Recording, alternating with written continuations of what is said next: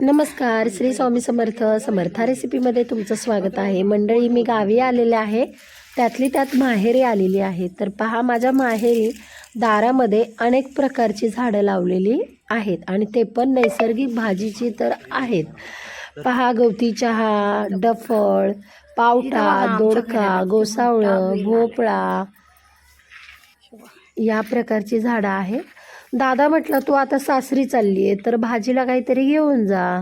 दारामध्येच दोडके वगैरे होते तर म्हटलं तोडून दे, चटणी वगैरे बनवेल मी, किंवा भाजी बनवन, किंवा दोडक्याचा ठेचा बनवन. तर म्हटलं चल. इतकी त्याची धावपळ चाललेली, कारण माझ्या ट्रेनचा टाईम झाला होता, म्हणून त्यांनी पटकन शिडी लावली. आणि पहा, एकदम घरावरती हा नॅचरली वेल गेलेला आहे.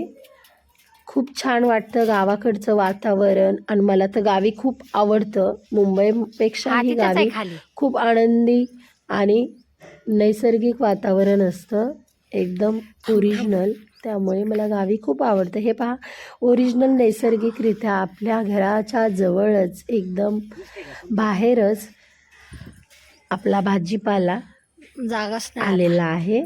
आणि पहा, किती सुंदर आणि गोंडस असे आपले दोडके तोडलेले आहेत. एवढी टोकरी भरून झाली.